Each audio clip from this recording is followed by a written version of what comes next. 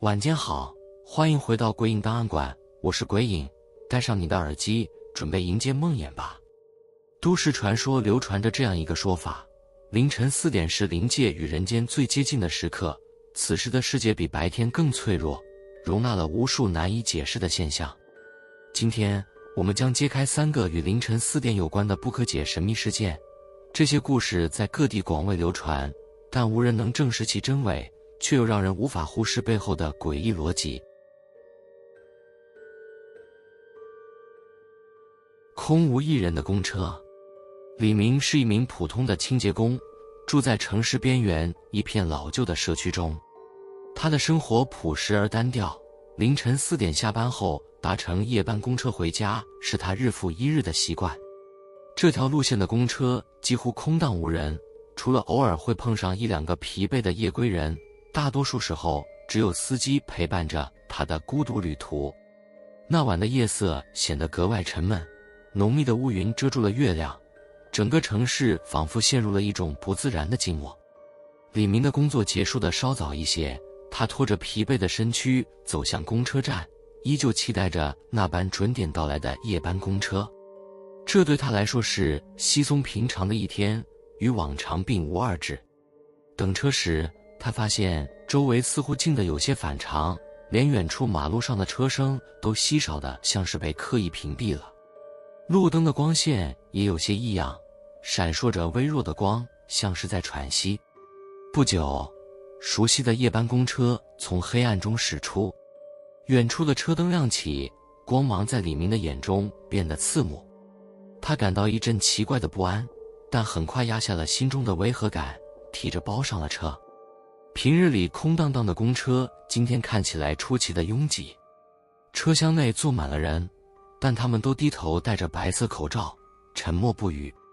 他本能地四处扫视，发现这些乘客的动作如同被某种机械控制，彼此之间没有任何交流，甚至连最小的动静都没有。今天人还真多呀，李明自言自语，但他很快意识到自己说出这句话后，没有人抬头看他，甚至连司机都没有像平常那样点头示意，这让他感到一丝不对劲。他选了个靠近车门的位子坐下，心想也许是碰到什么特殊活动的参加者，比如某种集体的深夜旅行。他试图让自己不去在意，闭上眼睛准备小睡一会儿。车厢内死一般的寂静让人窒息，连平常熟悉的引擎声都好像被压低了。他睁开眼睛，无意中看向窗外，却发现夜晚的街景与往常有些不同。街道空无一人，路灯的光亮忽明忽暗，像是受到了某种干扰。他注意到窗玻璃的倒影，那是整个车厢的缩影。但奇怪的是，倒影里的乘客跟现实中不太一致。他明明坐在靠近车门的位置，倒影里的人却直直地看着他，所有人的头都微微抬起，露出苍白的脸孔。这一发现让李明心头一紧，他本能地低下头，假装没有注意到任何异样。他告诉自己，可能是工作太累了，导致视觉暂时出了问题。但车窗里的倒影越来越清晰，他感到背后有视线紧盯着他，仿佛整车的人都在默默注视他的存在。他再也按捺不住，猛地转身，结果发现所有人仍低着头，像是从未动过。车辆驶过几个站点，车厢内依旧没有人上下车。这很不寻常，因为这条夜班线通常会有几个老乘客搭乘。忽然间，李明听到了一些奇怪的声音，那是一种低沉、含糊不清的低语，似乎从车厢的深处传来。他努力听清，但那些声音混杂在一起，让人无法辨认出具体的内容。有人在说话吗？他忍不住小声问，但没有人理会他。司机的背影依然稳稳地坐在前方，像是一座雕塑。车内的气氛越来越压抑，空气中的寒意也越来越浓。他感觉自己的呼吸开始变得急促，而那些低语声变得越来越大，好像就贴在他的耳边。终于，车到站了。他慌忙按下了下车铃，但铃声听起来异常尖锐刺耳，像是带着某种警示。车门打开时，耳边忽然响起了一个低沉的声音：还想活就别回头。李明惊出一身冷汗，脚步颤抖地走下车。他忍住了回头的冲动，感觉背后有无数道视线追随着他。他加快脚步跑向家中的方向。当他跑到家门口时，他终于忍不住回头一瞥，那辆公车已经消失在夜色中，而他再也听不到引擎的声音。回家后，李明辗转反侧，这一夜的经历像梦魇一样折磨着他。他试图说服自己，那不过是一场疲惫引发的幻觉。然而，第二天一早，他向平时在站点见到的熟人提起昨晚的事时，却得到了惊人的消息：昨晚那条路线停运了呀，所有公车都在检修。一位司机告诉他。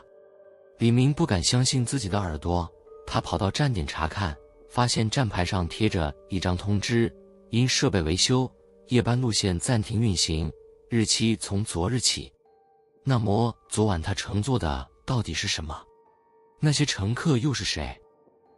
李明本想将此事彻底抛在脑后，但他的生活却开始出现异常。他经常在家里听到奇怪的低语声，像是从窗外传来的。他开始梦见一辆空无一人的公车，车内所有的座位都被黑色的影子占据，而他总是被迫站在车门边，无法逃离。有一次，他在街角看到了一辆夜班公车，熟悉的车灯让他心头一震。他下意识地抬头看车牌，却发现车牌号码完全模糊不清，像是被抹去了一样。他跑回家后，发现门口多了一张车票，那是他昨晚乘坐的车的票根，上面印着一行奇怪的字：你的旅程未完。这是一段无法解释的夜班公车之旅。李明搭上的究竟是什么车？那些沉默的乘客又是否还活着？或许在某些黑暗的角落，这座城市藏着一些我们永远无法理解的真相，而李明也许只是被这些真相选中的人之一。废弃公寓的灯光。陈静是一个习惯在深夜散步的失眠者。他住在都市边缘的一个小社区，社区旁是一栋废弃多年的老公寓。这栋楼5年前因一场大火被遗弃，当时的火灾据说夺走了几名住户的生命，残存的烧痕与破旧墙壁成为一片死寂的象征。从那以后，这栋公寓成了一个无人敢靠近的地点。这天凌晨，陈静又开始她的日常散步。她习惯在凌晨4点散步，因为这个时间空气寒冷又安静，不会被打扰。夜空无星，沉重的乌云让街道显得异常压抑。她走到那栋废弃公寓前，突然注意到一个细节：3楼的一扇窗户里竟然亮起了一道微弱的黄光。这完全超出了常识。这栋楼已经断水断电多年，并且门窗损坏，按理说根本不可能有任何灯光。他停下脚步，抬头望着那扇窗，脑中有一瞬间的空白，随后被一种强烈的好奇心驱使着靠近。谁会在里面？或者说，什么东西在里面？他小声喃喃，脚步却不自觉地向公寓门口挪动。公寓的大门是敞开的，门框上还残留着被火烧焦的痕迹。门后是一条昏暗的走廊，四周的墙壁被熏黑，地板上散落着一些焦碎的木头和杂物。当他踏进去的瞬间，空气忽然变得冰冷，像是进入了一个被时光冻结的世界。陈静拿出手机，打开手电筒，照亮前方的路。光线所及之处，废墟般的场景映入眼帘，墙上爬满了黑色的霉斑，天花板有裂缝滴着不明的液体，空气中还弥漫着淡淡的烧焦气味。我在做什么？为什么要进来？他心中闪过一丝后悔，但那闪亮着灯的窗户像是某种召唤，他忍不住继续向楼上走去。楼梯发出吱呀吱呀的声音，每一步都像是在挑衅周围的寂静。他来到3楼，那扇窗户的灯光近在眼前。奇怪的是，这层楼的气氛比下面更压抑，墙壁上的烧痕更加浓重，甚至有些地方完全被烧穿。他走进那扇窗，伸手轻轻推开了半掩的房门。屋内的灯光昏黄，闪烁不定，照亮了一个简陋的小客厅。陈静站在门口，莫敢进去，但他隐约听到了里面传来细微的声音，像是小孩的笑声，悠悠地飘在空气中。有人在吗？他试探性地问了一句，声音有些颤抖。没有回应。他稍稍压下内心的恐惧，靠近窗户想看得更清楚。然而就在他探头往房间深处看去的瞬间，灯光突然熄灭，整个房间陷入了漆黑。灯光熄灭后，周围的空气变得异常沉重，陈静的心跳开始加速。他用手机的手电筒照向四周，但光线似乎被某种无形的东西吸收了，变得昏暗无力。正当他准备转身离开时，背后传来了轻轻的脚步声。他猛地回头，却什么都没看到。但脚步声越来越清晰，像是有什么东西正慢慢靠近他。他的手开始发抖，手机的光线晃动着，照到地板时，他看到一串湿漉漉的脚印正向他延伸过来。那不是他的脚印，而是几个小孩的脚印。他僵住了，全身像是被冰冻住一般，无法动弹。这时，一个稚嫩的声音在他耳边响起：“姐姐，来和我们玩吧。”陈静用尽全身力气，猛然转身，拔腿就跑。他冲下楼梯时，感觉有东西在追着他，身后的脚步声急促而密集，甚至有几次他能感觉到冷风从背后擦过。当他冲出大门回到街上时，他发现四周的街道空无一人，刚才的灯光不见了，整栋公寓重新陷入了黑暗，仿佛什么都没有发生过。他气喘吁吁地停下脚步，环顾四周，心中还在为刚才的经历感到恐惧。忽然他看到街角站着一个老妇人，手里提着一盏煤油灯，正默默地注视着他。老妇人慢慢靠近，声音沙哑地说：“孩子，你不该进去的。”那里到底是怎么回事？陈静颤抖着问。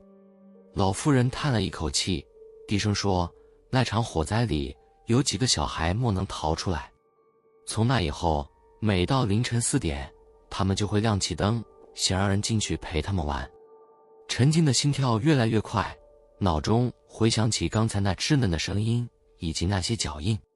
那我现在是不是……他话没说完，老妇人突然打断了他：“你还能走，走得越远越好。他们没选上你，算你运气。”陈静愣住，想问更多细节，老妇人却转身走进了黑暗中，不见了踪影。回到家后，陈静一直心神不宁。他试着向邻居询问那栋公寓的事，但没有人愿意多谈。有人告诉他，火灾后的几年里，曾经有几个流浪汉或好奇心重的人进去探险，但这些人要么失踪，要么第二天被发现死在附近的街道上。这让他更加害怕，但他总觉得事情还没有结束。果然，几天后的一个晚上，他的窗户外突然亮起了一道熟悉的黄光，那光线和3楼的窗户一模一样。他站在窗边，僵硬地看着光线，脑中闪过老妇人的警告，决定无论发生什么都不要靠近。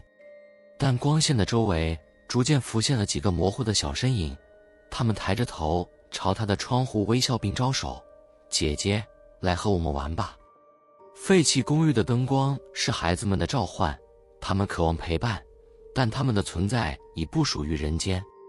陈静虽然侥幸逃脱，但这场遭遇或许只是开始。那些在公寓里未尽的游戏，似乎并不打算这么轻易结束。消失的影子。陈浩是一名广告设计师，日夜忙碌是他的日常。他常在凌晨赶着最后的地铁回家，这样的生活模式让他习惯了深夜的孤寂与静谧。但他从未想过，某个普通的夜晚凌晨4点，会让他经历一场彻头彻尾的噩梦。那天晚上，陈浩又一次忙完工作后赶往地铁站。他到站时已经是凌晨3点55分了，周围冷冷清清，只有一盏昏黄的路灯闪烁着微弱的光。他习惯性地站在月台上，双手插兜，等待列车的到来。四周静得出奇，连空气中似乎都弥漫着一种压迫感。他随意低头看了看自己的影子，这一看却让他心头猛地一震，影子不见了。他抬起头，再低下头确认，月台灯明明还在，但自己的影子却像是被擦除了般完全消失了。起初他以为是灯光的角度问题，于是挪动位置，但不论他怎么动，影子依然消失得无影无踪。灯光问题而已，没什么大不了的，他安慰自己，但手心已渗出一层冷汗。不久，列车缓缓进站，车灯照亮了整个月台。当列车门打开时，他犹豫了一下，但最终还是走了进去。车厢里空无一人，这倒不算太奇怪，毕竟这是深夜末班车的常态。他往手表一看，刚好是凌晨4点。陈浩选了一个靠窗的座位坐下，整个车厢寂静得有些诡异，只有列车行驶时发出的轻微嗡嗡声。他无聊地看着窗外的景象，窗外的隧道一片漆黑，偶尔闪过一些刺眼的灯光。突然，他注意到窗玻璃里的倒影有些异样，他的身影虽然完整，但窗玻璃的倒影中也没有他的影子，这让他感到一阵毛骨悚然。他低头看了看脚下的地面，依然看不到自己的影子，但玻璃里映出的整个车厢空间竟然浮现出一个奇怪的黑色轮廓。那轮廓不属于他，反而像是一个独立的存在。陈浩的目光牢牢盯着窗玻璃，那黑色轮廓忽然开始动了起来。它慢慢地移动到车厢深处，像是一团会思考的烟雾，缓慢而诡异。他压下心头的恐惧，起身想换到另一节车厢。他觉得自己可能是太累了，导致出现了幻觉。然而，当他站起来的瞬间，他感觉到背后有一阵冷风掠过，像是有什么东西贴近了他的脖子。他猛地回头，但车厢里依旧空无一人，只是窗玻璃里的倒影显示，他的背后有一个模糊的黑影，像是一个人在轻轻贴近他。那黑影的轮廓分外尖锐，仿佛能穿透他的皮肤。这到底是什么？他低声自语，声音颤抖得连自己都不敢相信。列车行驶了一段时间后，广播突然响起了一阵模糊的声音，本应该是提醒乘客到站的报站声，但广播里的声音却含糊不清，像是有人在压低声音说话。陈浩听了一会儿，勉强辨认出几句词语：影子，找到了。他毛骨悚然，开始按下求助铃，但毫无回应。他的心跳越来越快，脚步踉跄地想要回到自己的座位，但此时车厢的灯光突然开始闪烁。灯光一灭一亮的瞬间，他看见那黑影出现在车厢的另一端，正朝他一步步靠近。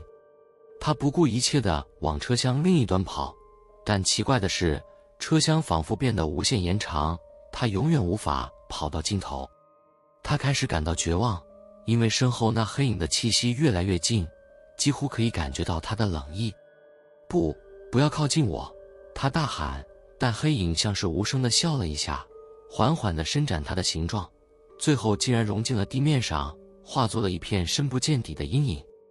陈浩下意识地低头看自己脚下的地板，那片阴影正慢慢沿着他的双腿向上攀爬。他感觉自己的身体变得冰冷，像是被什么东西吸走了所有的热量。他试图挣脱，但那片阴影却越来越紧，最终将他整个人包围。他最后的记忆是车厢的灯光再次闪烁了一下，然后整个世界陷入了无边的黑暗。第二天早上，这班地铁按时停靠在终点站。地铁的司机与工作人员巡查车厢时，却发现车厢内空无一人。监控录像显示，陈浩确实登上了这班列车，但在中途，他的身影开始变得模糊，像是逐渐被抹去。最后，他的位置上只留下一片诡异的黑影，而这片黑影在列车到达终点时突然消失。地铁的清洁工后来报告称，那节车厢的地板上似乎有一层洗不掉的痕迹，像是一团深色的印记，无论怎么清洗都无法去除。几天后，陈浩的家人向警方报案，但陈浩却再也没有出现。警方调查过那班地铁后，并未发现任何异常，除了那片无法解释的黑影痕迹。有人说，这班地铁曾经发生过一次严重事故，几个乘客被困在车厢里，最终与车厢一起烧毁。据说，那些亡者的灵魂无法离开列车，他们会寻找下一个替代品来解除自己的诅咒，而程浩或许就是成为这场诡异传说的下一个受害者。消失的影子不仅仅是一场幻觉，而是某种超自然力量的象征。当影子不再属于自己时，人与世界的联系也会彻底断裂。